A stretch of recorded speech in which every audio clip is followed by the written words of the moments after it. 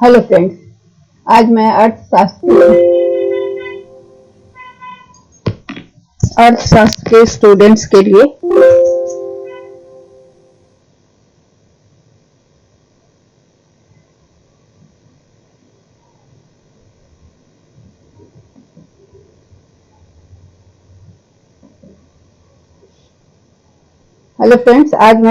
के स्टूडेंट्स के लिए खेल का सिद्धांत, इसे इंग्लिश में गेम थ्योरी कहते हैं, लेकर आई हूँ। इसे आज हम हिंदी में डिस्कस करेंगे। गेम थ्योरी अर्थशास्त्र का एक महत्वपूर्ण सिद्धांत है, उसको समझना जरूरी है। उससे कभी कभी मैथमेटिकल प्रश्न तो आते ही हैं, कभी कभी थ्योरी से भी क्वेश्चन पूछा जाता है। तो उसके कुछ शब्दों को, कुछ टर्म्स को हम समझेंगे। ठीक है, तो शुरू करते हैं। खेल सिद्धांत क्या है? गेम थ्योरी जिसको हम कहते हैं, यह एक पारस्परिक निर्भरता से संबंधित स्थितियों में लोगों के तर्क संगत व्यवहार का अध्ययन है। खेल का सिद्धांत में दो प्लेयर होते हैं, दो खिलाड़ी होते हैं, जो उनकी कुछ नीतियां होती हैं, उस नीतियों के आधार पर खेलते हैं और उन दोनों का उद्देश्य होता है अधिक से अधिक लाभ प्राप्त करना या अपोनेंट को, जो उसका विरोधी है, उससे ज्यादा लाभान्वित होना। यह सिद्धांत तर्क संगत व्यवहार करने वाले लोगों के समूह की बातचीत के विश्लेषण करने का एक औपचारिक तरीका है। यह सिद्धांत प्रोबेबिलिटी वितरण, संभाव्यता वितरण, प्रोबेबिलिटी डिस्ट्रीब्यूशन का एक हिस्सा है। यह निर्णय लेने की प्रक्रिया में एक प्रमुख भूमिका अपनाता है। इसमें क्या होता है कि दो खिलाड़ी होते हैं, तो वो लोग आपस में एक कंपेयर करते हैं और अधिकतम लाभ वाली स्थिति को चुनते हैं। यह निर्धारित करता है कि एक खिलाड़ी कैसा चलता है और उसका दिमाग क्या सोचता है। ये ड्यूओपोली में ज्यादातर होता है। खेल का सिद्धांत की इस अवधारणा पर काम करता है कि एक तर्क संगत व्यक्ति अपने लक्ष्य को ध्यान में रखते हुए फैसला लेता है। वो अपने फायदे के लिए फैसला लेता है। पारस्परिक निर्भरता का मतलब है कि वो दूसरे लोगों की प्रतिक्रिया को भी ध्यान में रखकर काम करता है। वो हमेशा ये ध्यान रखता है कि उसका अपोनेंट जो है, उसका विरोधी है, वो कैसे रिएक्ट करेगा, उसके किसी भी एक्शन पर वो किस तरह से रिएक्ट करेगा, इस पर उसका ध्यान रखता है। ठीक है, तो यहाँ पर ये दूसरे का स्पेलिंग को हम ठीक कर दें। अतः एक व्यक्ति को यदि कोई फैसला लेना है तो उसको क्या करना है कि वो फैसला लेता है, अपना फैसला लेता है, लेकिन वो अपोनेंट का सोचता है, अपने विरोधी का सोचता है, और ये भी सोचता है कि उसके फैसले का लोगों पर क्या फर्क पड़ेगा, उस पर क्या फर्क पड़ेगा और कैसे लोग प्रतिक्रिया देंगे। तो ये सारी चीजों को सोच कर ही वो कोई निर्णय लेता है। ये मार्केट में ज्यादा देखा जाता है, जब खेल के मतलब जहां पर अपोनेंट होते हैं, एक ही चीज का बिजनेस कर रहे होते, तो खेलों की कुछ महत्वपूर्ण विशेषताओं के अनुसार इसे वर्गीकृत किया जाता है, जिनमें सबसे स्पष्ट खिलाड़ियों की संख्या होती है। इस खिलाड़ी में एक व्यक्ति भी होता है, दो व्यक्ति या n व्यक्ति, मतलब दो से अधिक n नंबर तक हो सकते हैं, खेल के रूप में नामित किया जाता है। और प्रत्येक श्रेणी में खेलों की अपनी विशिष्ट विशेषताएं होती है। इसके अलावा खिलाड़ी एक व्यक्ति होने की आवश्यकता नहीं है। ये एक राष्ट्र भी हो सकता है, एक टीम भी हो सकता है, एक कॉर्पोरेशन, एक निगम भी हो सकता है, जिसमें कि कई मतलब एक टीम दूसरे टीम के साथ, एक राष्ट्र दूसरे राष्ट्र के साथ, जिसमें कि साझा हितों वाले कई लोग शामिल होते हैं। ठीक है, तो ये एक सिर्फ व्यक्ति परक ना होकर ये ग्रुप भी बन सकता है। सही जानकारी वाले खेलों में, जैसे शतरंज में क्या होता है, हर खिलाड़ी हर समय खेल के बारे में सब कुछ जानता है।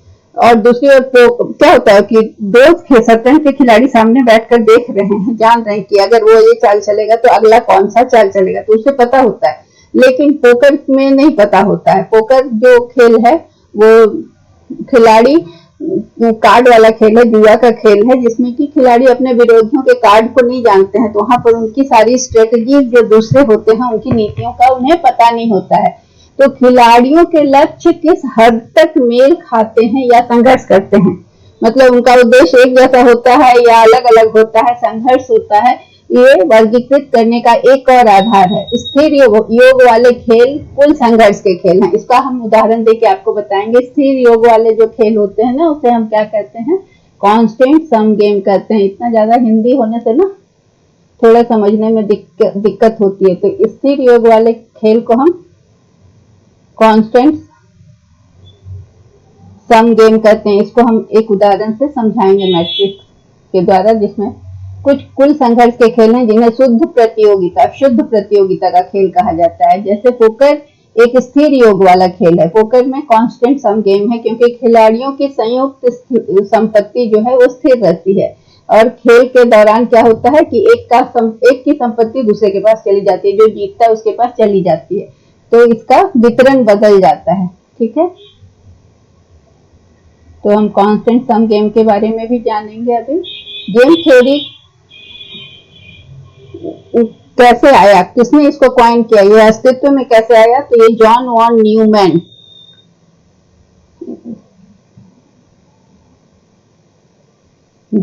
न्यूमैन का नाम इससे एसोसिएटेड है, और मॉर्गनस्टर्न। तो जॉन वॉन न्यूमैन एंड वो ऑस्कर मॉर्गनस्टर्न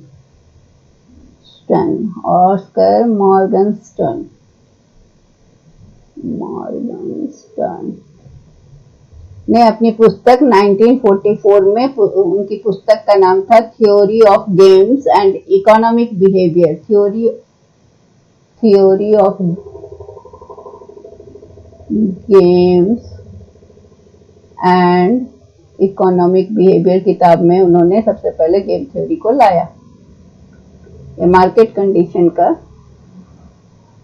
कॉन्सेप्ट है, ये मार्केट में देखा जाता है। इस सिद्धांत का विकास बड़े पैमाने पर 1950 के दशक में कई विद्वानों के द्वारा किया गया।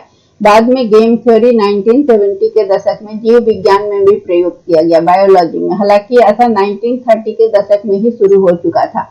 गेम थ्योरी की पहचान व्यापक रूप से कई क्षेत्रों में एक महत्वपूर्ण उपकरण के रूप में की गई है। 8 गेम थ्योरिस्ट को अर्थशास्त्र में नोबेल प्राइज मिल चुका है, और जॉन मैनार्ड स्मिथ को गेम थ्योरी में जीव विज्ञान में उन्होंने प्रयोग किया, तो उसके लिए उन्हें क्रैफोर्ड प्राइज मिला था।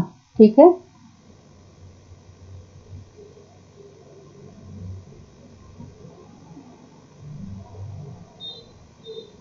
खेल सिद्धांत या गेम थ्योरी जो है, इसको हम लोग व्यवहारिक गणित की एक शाखा है, प्रैक्टिकल मैथमेटिक्स, जिसका प्रयोग सोशल साइंस, अर्थशास्त्र, इकोनॉमिक्स, बायोलॉजी, जीव विज्ञान, इंजीनियरिंग, पॉलिटिकल साइंस, जिसको कहते हैं हम राजनीति विज्ञान, अंतरराष्ट्रीय संबंध, कंप्यूटर साइंस और दर्शन में किया जाता है। खेल सिद्धांत कूटनीतिक परिस्थितियों में, जिसमें क्या है कि किसी के द्वारा विकल्प चुनने की सफलता दूसरे के चयन पर निर्भर करती है। दूसरा क्या चुनेगा इस पर उसकी सफलता। सपोज मैं कुछ कर रही हूँ, तो मैं बिजनेसमैन हूँ, और अगर मैं कोई स्ट्रेटेजी बनाती हूँ तो मेरी सफलता दूसरे बिजनेसमैन जो मेरा काउंटर पार्ट है उसके स्ट्रेटेजी पर भी निर्भर करता है। तो ये खेल सिद्धांत कूटनीतिक परिस्थितियों में व्यवहार को बूझने का प्रयास करता है। मतलब जिसमें कोई विकल्प मैं चुनी तो अगला क्या चुनेगा इस पर मेरी सफलता निर्भर करती है। खेल सिद्धांत का प्रयोग मूल्य निर्धारण में, उत्पादन के निर्णय में, किसी उत्पाद के विकास में और किसी उत्पाद के प्रचार में प्रयोग किया जाता है। अब जीरो सम गेम थ्योरी में क्या होता है, यह एक बंद खेल है जिसका परिणाम तय होता है। मतलब इसमें खेल में संसाधन क्या होता है, ना तो घटाया जा सकता है ना ही बढ़ाया जा सकता है, इसलिए कुल लाभ हमेशा शून्य होता है। इस खेल का नतीजा यह होता है कि अगर एक जीतेगा तो दूसरा हारेगा, तभी ये जीरो सम गेम होगा। इसको हम देखकर इसका एक सम बताते हैं। मतलब एक जीतेगा दूसरा हारेगा, तभी वो जीरो सम गेम होगा।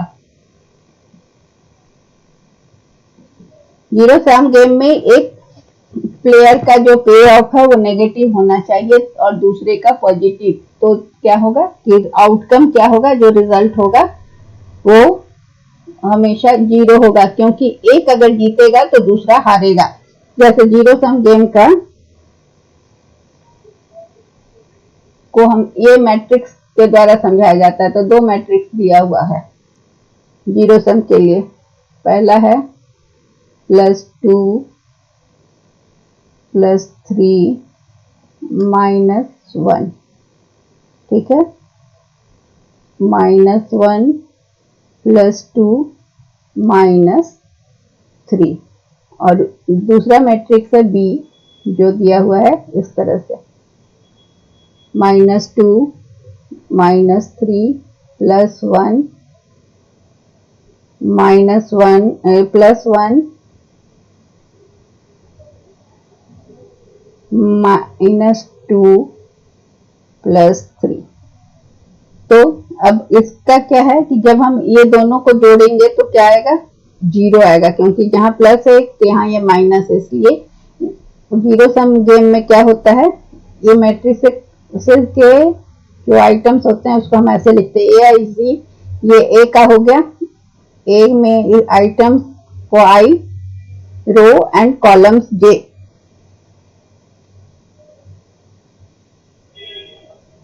और डी को हम लिखते हैं, तो ये क्या होगा, इसलिए जीरो सम गेम में क्या होता है,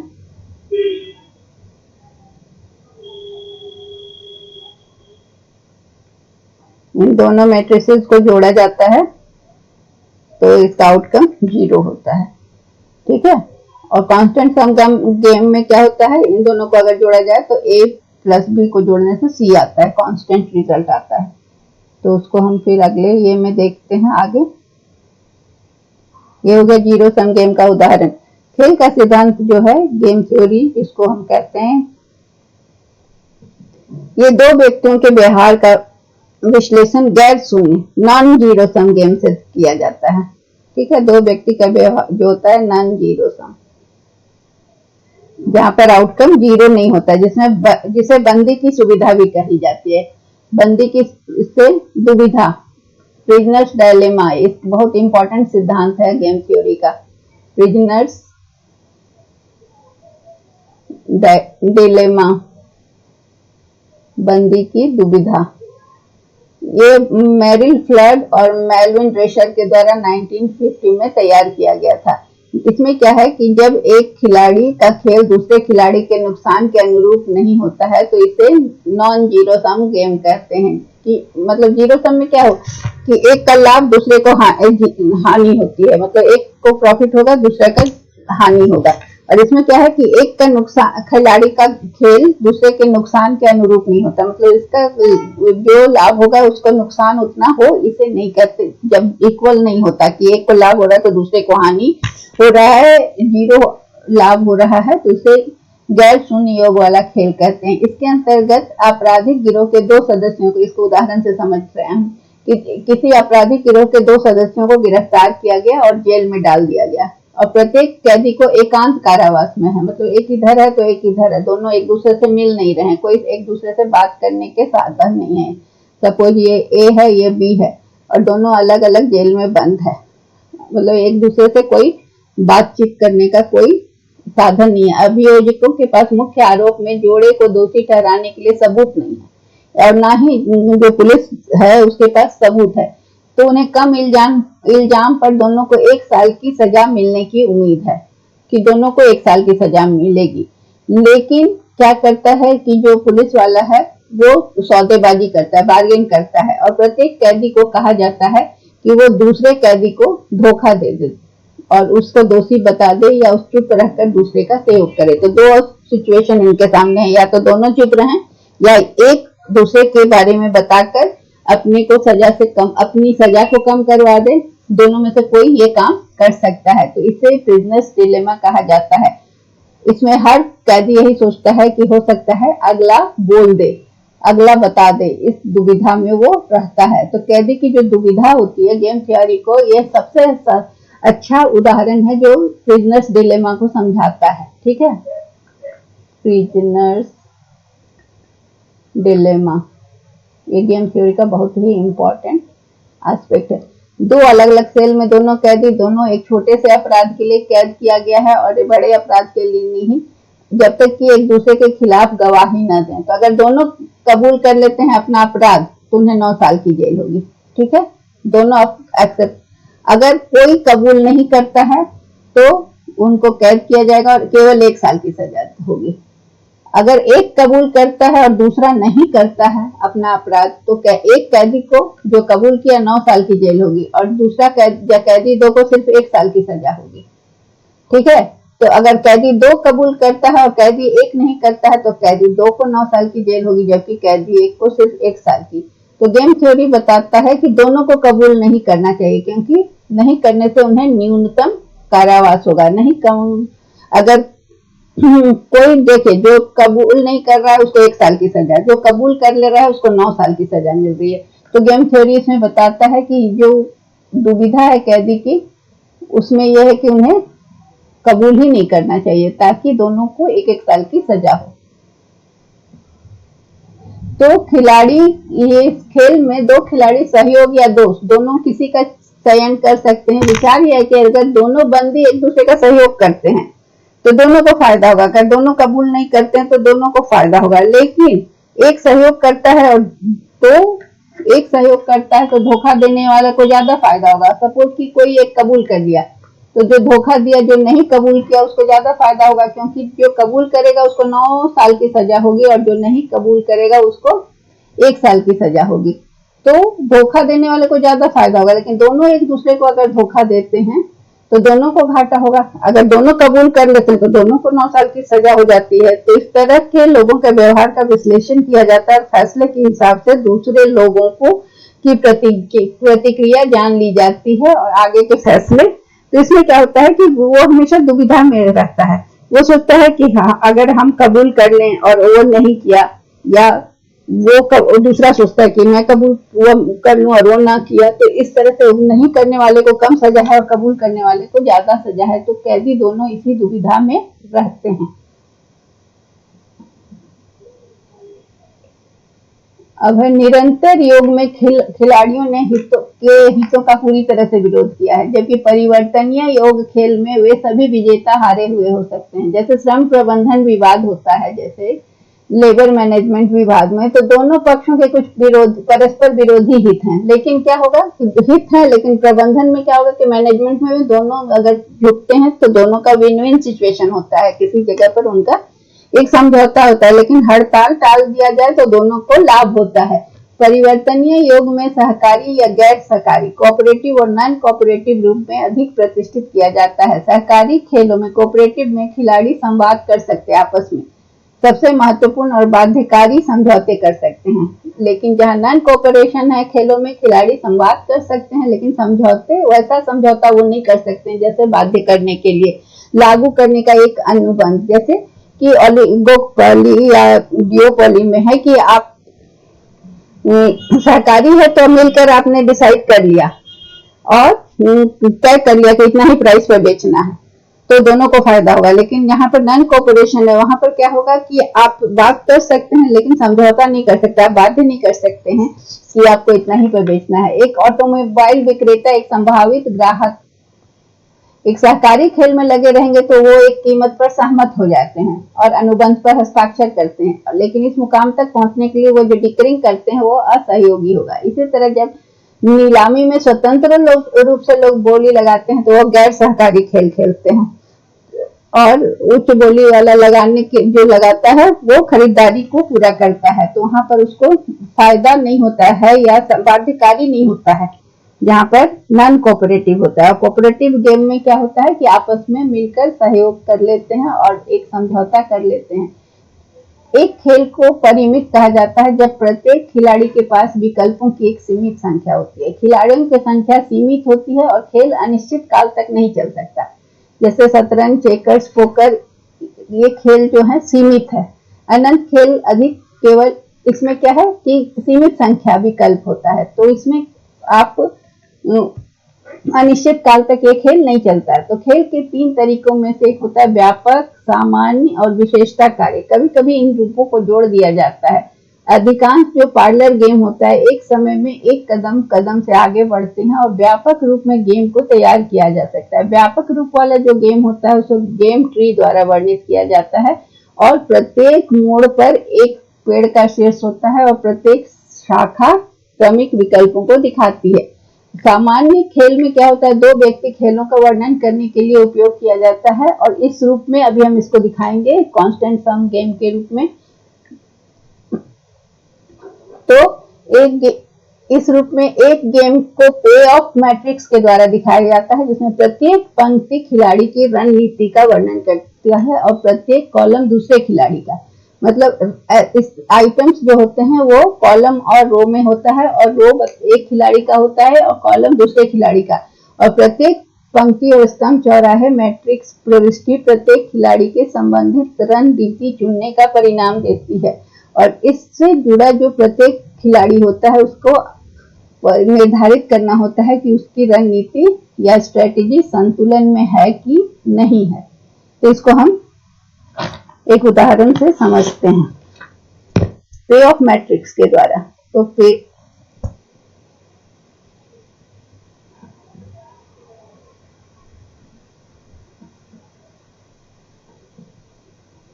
पे ऑफ मैट्रिक्स के द्वारा हम इसको समझते हैं।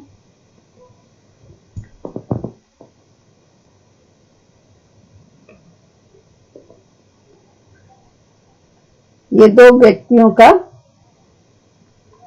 कांस्टेंट सम गेम।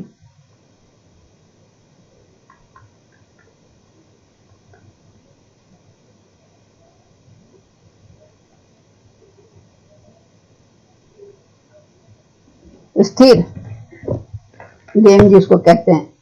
तो यहां पर हम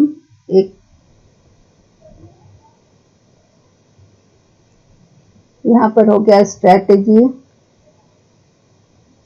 रणनीति जिसको कहते हैं, ऑफ प्लेयर वन, और यहां हुआ स्ट्रेटेजी, रणनीतियां किसकी, प्लेयर टू की।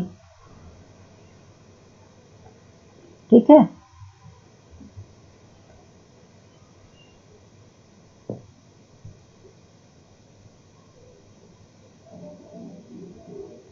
ये हुआ पहली रणनीति, इसकी दो रणनीति है, एक 1 और 2।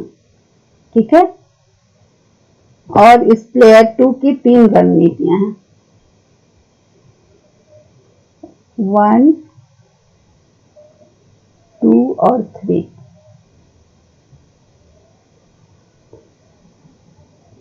तो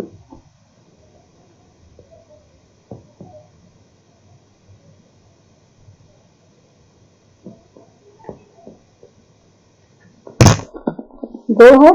तो इनके पास क्या है कि प्लेयर वन के पास सिर्फ, इसको हम AIG मैट्रिक्स के रूप में भी बता सकते हैं। तो इसमें आइटम क्या हो जाएगा, ये आइटम को हम A11, A12, A13, फिर ये हो जाएगा A21, A22। इसका मैट्रिक्स में अगर हम देखें तो ये इस फॉर्म में लिखाता है। ठीक है।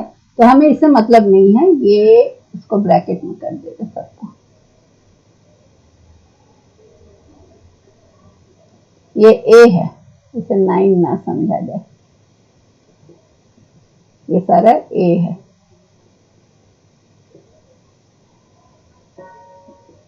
ठीक है। अब क्या है कि अगर प्लेयर वन के पास सिर्फ 2 स्ट्रेटेजी है, 1 के पास 2 है और 2 के पास 3 स्ट्रेटेजी है। ठीक है। दोनों का अगर हम गुना करते हैं तो हमारे पास कितने संभावित आते हैं आउटकम, 6 आउटकम आते हैं। संभावित पॉसिबल आउटकम कितने हैं, 6। ठीक है। हर संभावित आउटकम के लिए एक पे ऑफ है ना, उससे जुड़ा हर संभावित आउटकम के लिए एक उसका जुड़ा पे ऑफ है।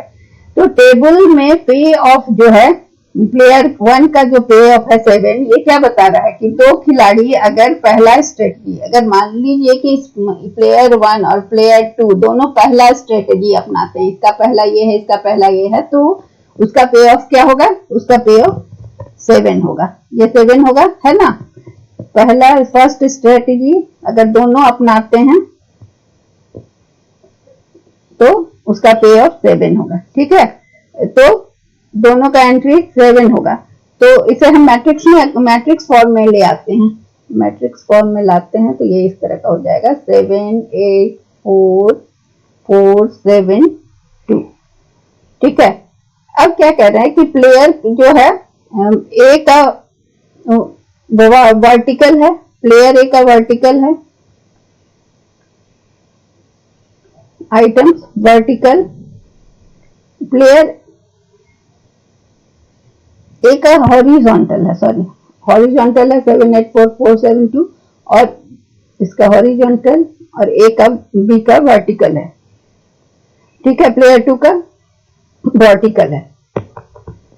अब ये क्या है कि अगर ये स्ट्रैटेजी को अपनाता है दोनों, ठीक है, क्योंकि प्लेयर 1 और 2 अगर स्ट्रैटेजी प्लेयर 1 स्ट्रैटेजी 2 अपनाता है और प्लेयर 2 स्ट्रैटेजी 3 अपनाता है, ठीक है, तो दोनों कहां पर कौन सा स्ट्रैटेजी पर एक जैसा मैच कर रहा है, तो स्ट्रैटेजी A2 3 जो कि दोनों का 2 है, इक्वल टू 2 है, दोनों इसको अपनाता है। तो अगर ये पे ऑफ मैट्रिक्स ऑफ प्लेयर 2 जो है किसी भी गिवन आउटकम ऑफ गेम में वो दोनों अगर इसको अपनाता है तो ये इसका कांस्टेंट सम गेम होगा। इस कांस्टेंट सम गेम के लिए क्या करना होगा, तो ये जो मैट्रिक्स है ना, इसको हम लोग को किसी कांस्टेंट नंबर से माइनस करना होगा।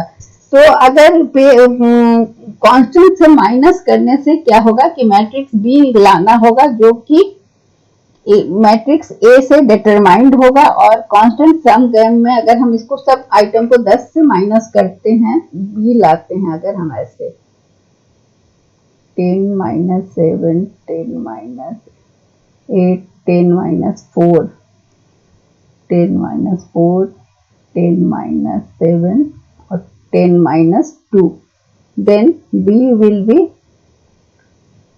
3 2 6 6 3 8। तो पहले तो कांस्टेंट सम गेम में क्या होगा कि दोनों प्लेयर ऐसा स्ट्रेटेजी अपनाएगा कि दोनों का इक्वल हो, कांस्टेंट गेन हो दोनों को। तो जहां कहां पर दोनों का कांस्टेंट हो रहा है कि अगर प्लेयर 1 जो है वो सेकेंड स्ट्रेटेजी अपनाता है, प्लेयर 1 सेकेंड स्ट्रेटेजी, और प्लेयर 2 जो है थर्ड स्ट्रेटेजी अपनाता है, थर्ड स्ट्रेटेजी। तो ये दोनों का यहाँ पर मिलकर एक जैसा हो जाता है, तो ये कांस्टेंट सम गेम होता है, क्योंकि दोनों ना किसी का लॉस होता है ना किसी को फायदा होता है, दोनों इक्वल स्टैंड पे रहते हैं। तो ये हो गया कांस्टेंट सम गेम। अब इसके बाद आगे हम सैडल पॉइंट को थोड़ा देखेंगे मैथमेटिकली।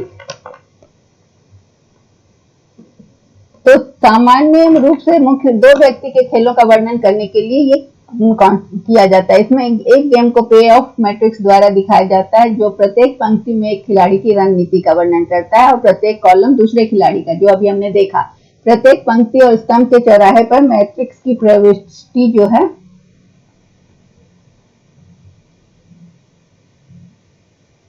वो दूसरे खिलाड़ी प्रत्येक खिलाड़ी से संबंधित रणनीति चुनने का परिणाम है। परिणाम से जुड़े प्रत्येक खिलाड़ी को भुगतान यह निर्धारित करता है कि रणनीतियां संतुलन में है या स्थिर है।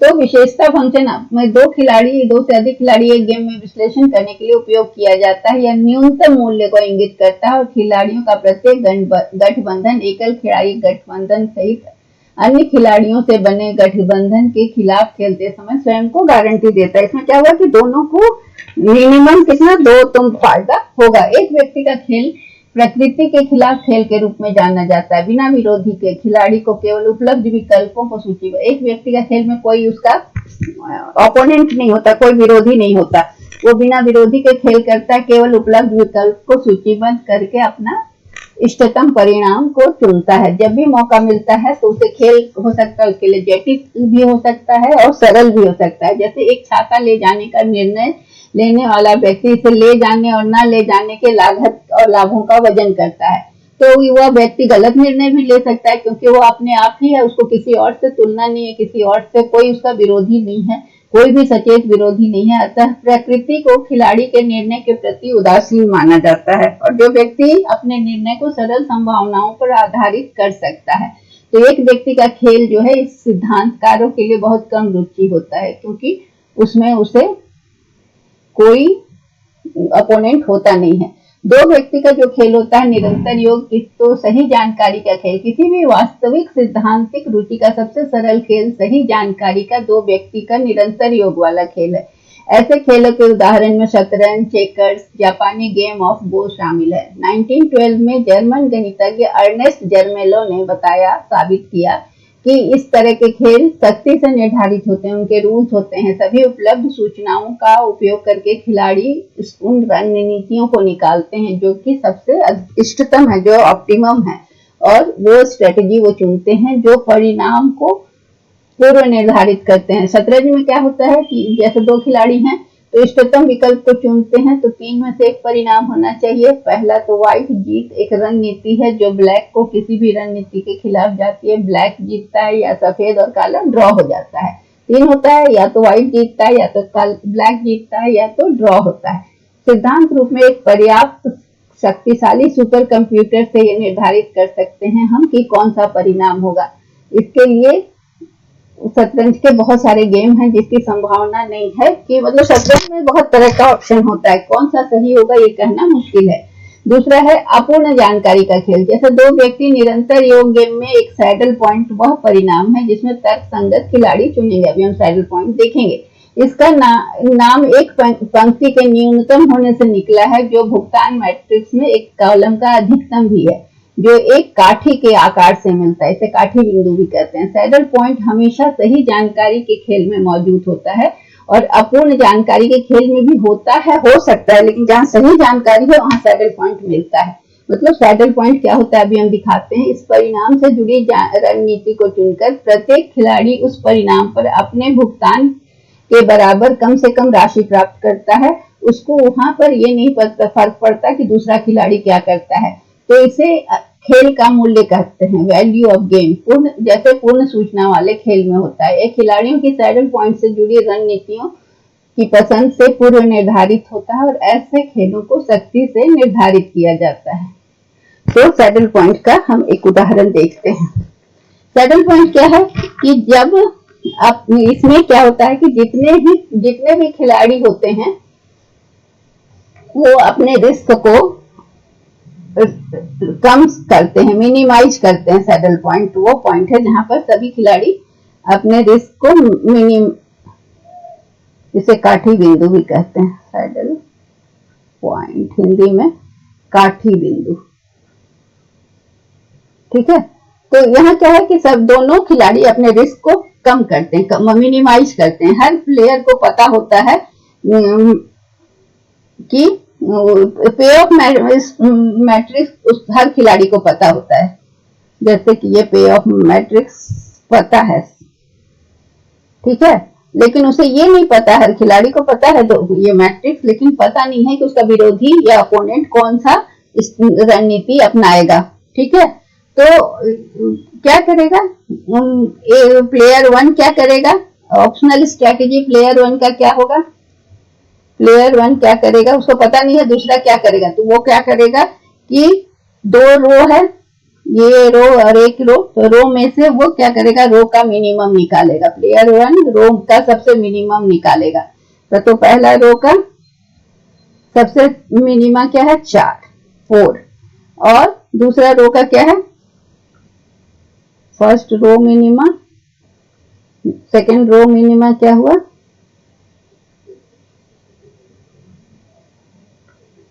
सेकेंड रो का मिनिमा है 2।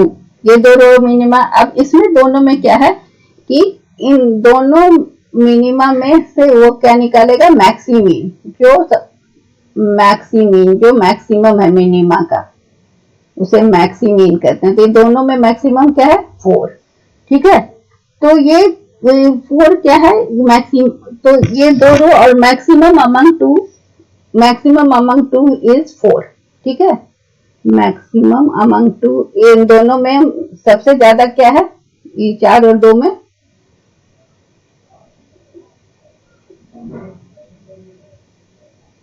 इज 4 है।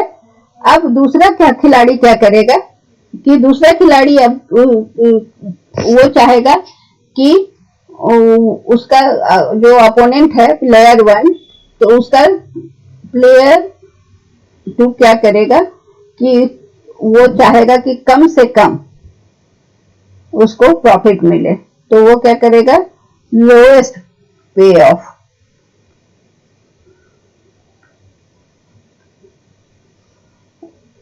उसको मिले और उसके विरोधी को सबसे कम कम मिले।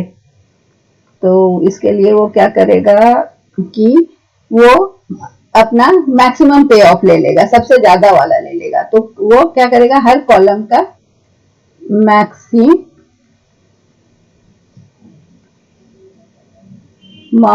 ऑफ ईच मैक्सिमम पे ऑफ ईच कॉलम, वो अपने कॉलम, उसका कॉलम है, इधर रो है तो इसका कॉलम है, तो उसका हाईएस्ट पॉइंट सब लेगा। तो पहला 7 है, दूसरा का 8 है और तीसरा का 4 है। तो इसको 3 पॉइंट मिले, मैक्सिमम पॉइंट, इसने मिनिमा लिया, इसने मैक्सिमा लिया। अब क्या है कि उसके बाद अपना ऑप्टिमल स्ट्रेटेजी, अब उसका ऑप्टिमल स्ट्रेटेजी क्या होगा, इसका ऑप्टिमल स्ट्रेटेजी था मैक्सिमीन,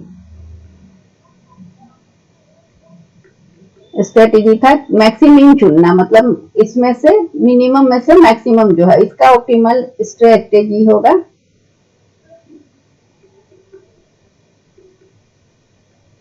मिनीमैक्स। मिनीमैक्स मतलब ये क्या करेगा कि मिनिमम ऑफ मैक्सिमम, इसमें से ये लेगा कि सबसे चारों जो मैक्सिमम उसने लिया उसमें सबसे मिनिमम क्या है, तो मिनीमैक्स क्या है इसका 4। ये जो मैक्सिमम चुना उसमें से जो लोएस्ट वैल्यू है उसको ये लिया, ठीक है। तो अब सैडल पॉइंट क्या होगा हमारा, दोनों खिलाड़ी का सैडल पॉइंट हो गया, saddle point is equal to minimax is equal to maximin, दोनों इक्वल हो गया, दोनों क्या है 4, इसलिए सॉल्यूशन ऑफ गेम क्या है, ये saddle point is the solution of game. Solution of game क्या होगा सैडल पॉइंट के द्वारा कि प्लेयर 1 मिनीमैक्स लेगा, मैक्सिमम निकालेगा रो में से, और प्लेयर 2 क्या है वो मैक्सिमम वैल्यूज लेगा कॉलम का, और फिर वो प्लेयर 1 क्या करेगा, मिनिमम में का हाईएस्ट वैल्यू लेगा और ये मैक्सिमम में का लोवेस्ट वैल्यू लेगा, तो दोनों इक्वल हो जाएगा, तो ये सैडल पॉइंट सॉल्यूशन हो जाएगा।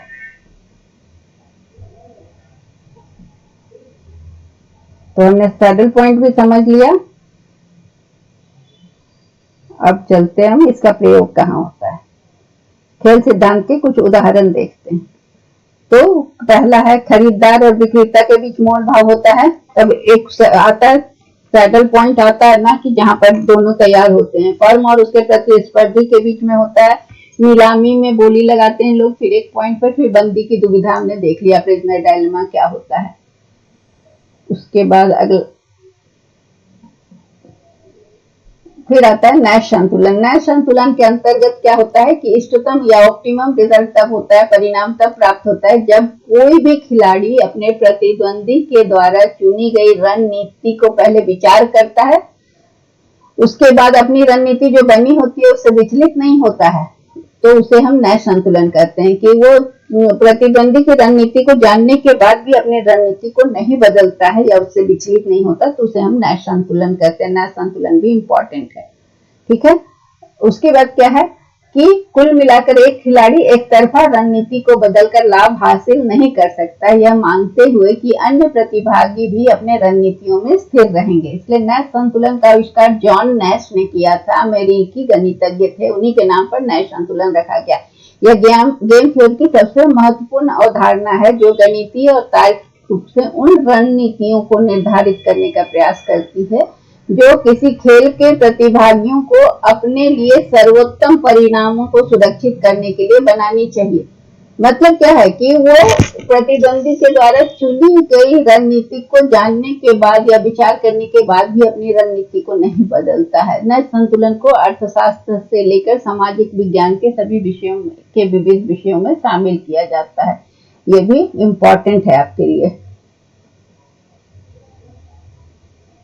उदाहरण के लिए दिया गया कि अगर भारत और चीन का संभावित संघर्ष को ध्यान में रखकर अगर दोनों देश के खिलाड़ियों को दो दलों के रूप में मान लिया जाए, तो प्रत्येक दल एक दूसरे की क्षमता, भारत भी और चीन भी एक दूसरे की क्षमता, आर्थिक, तकनीकी, सैनिक का पता लगाएंगे कि कितना पावरफुल है दोनों देश, और ये भी जानने का प्रयास करेगा कि अगर युद्ध होता है तो इस पर अमेरिका, रूस आदि जो बड़े बड़े देश हैं उनका क्या दृष्टिकोण होगा।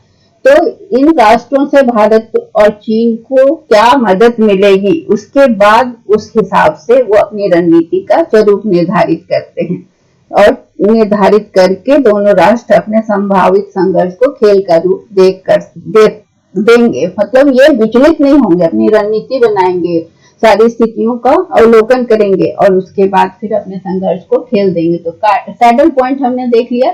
सैडल पॉइंट या काठी बिंदु क्या है? अर्थव्यवस्था के अंतर्गत व्यवहित खेल सिद्धांत से संबंधित एक पद है। दो प्रतिद्वंदी फर्मों के मध्य समाधान का वहां बिंदु है जहां दोनों प्रतिद्वंदियों में क्या आम सहमति बन गई थी ना, कि एक का मिनीमैक्स था और एक का मैक्सिमिन था, उसे हम सैडल पॉइंट कहते हैं, काठी बिंदु कहते हैं। अब गेम थ्योरी पर आधारित कुछ प्रश्न पूछे जाते हैं, उसको हम देख लें। गेम थ्योरी पर कि जीरो सम गेम क्या होता है? जब एक खिलाड़ी को नुकसान का योग दूसरों के लाभ के बराबर होता है तो उसे हम जीरो सम गेम कहते हैं। गेम थ्योरी के मॉडल को कैसे वर्गीकृत किया जाता है?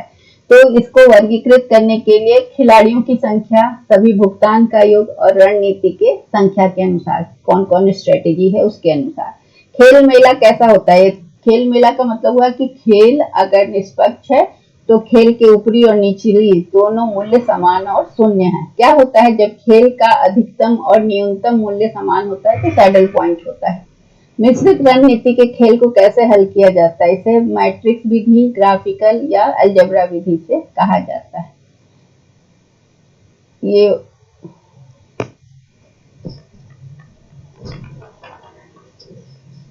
क्वेश्चन है कि जब किसी गेम का सैडल पॉइंट, जब किसी, एक सेकेंड,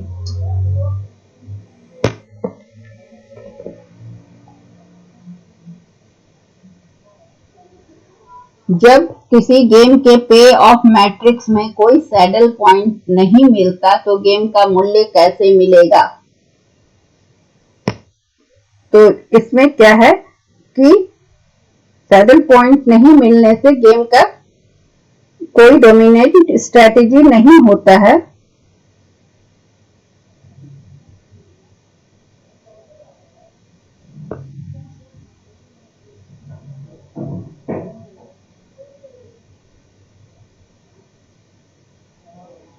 तो इसे हम बीजीय विधि या अलजेब्रा मेथड से निकालते हैं।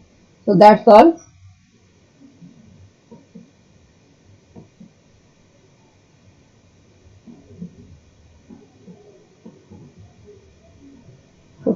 I have to write here only because I have so thanks courtesy Google.